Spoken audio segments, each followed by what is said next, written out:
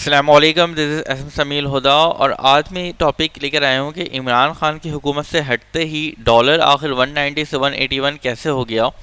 तो direct topic पे चलते हैं। बेसिकली इसकी रीज़न ये है कि कुछ लोग डॉलर को मार्केट से शॉर्ट कर देते हैं। इसका मतलब क्या है शॉर्ट करने का, कि वो डॉलर ख़रीद लेते हैं और अपने पास ज़ख़ीरा कर लेते हैं।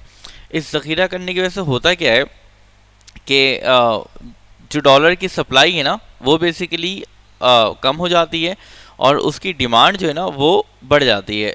अब क्योंकि सप्लाई कम हो गई और डिमांड बढ़ गई तो इस वजह से डॉलर का रेट जो है ना वो बढ़ जाता है। ये सिनेरियो कब का होता है? ये आम हालत में होता है जब डॉलर का रेट ऊपर जाता है, कि लोग उसको ज़ख़ीरा करके उसकी सप्लाई कम कर देते हैं, जिसकी वजह से उसकी डिमांड बढ़ जाती है। जैसे चीनी आटा वगैरह में होता है कि लोग उसकी सप्लाई रोक देते हैं, जिसकी वजह से उसका रेट बढ़ जाता है। तो यही सीन डॉलर के साथ होता है।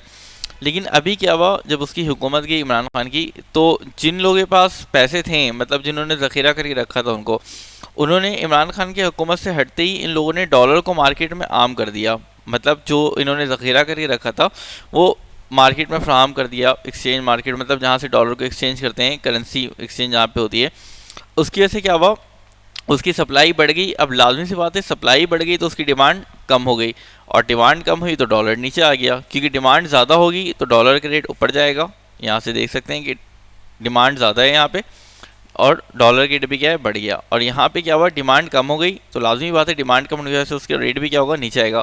क्यों? आप इस डायग्राम समझ सकते हैं कि जब भी सप्लाई ज़्यादा होती है तो डिमांड कम हो जाता है, और इसी तरह इसका रिवर्स क्या होगा, अगर डिमांड ऊपर जाएगा तो सप्लाई नीचे जाएगी। मतलब इन दोनों का आपस में क्या है, रिवर्स रिलेशन है।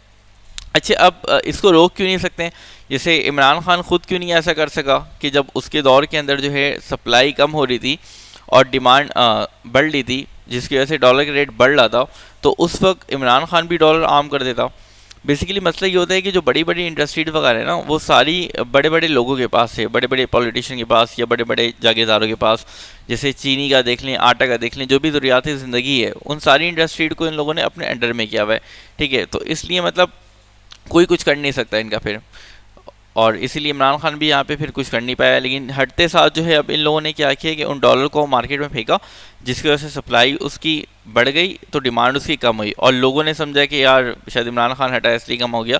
अगर ये लोग इमरान खान के रहते हुए भी उसी वक्त डॉलर फेंक देते मार्केट में तो नीचे आया था।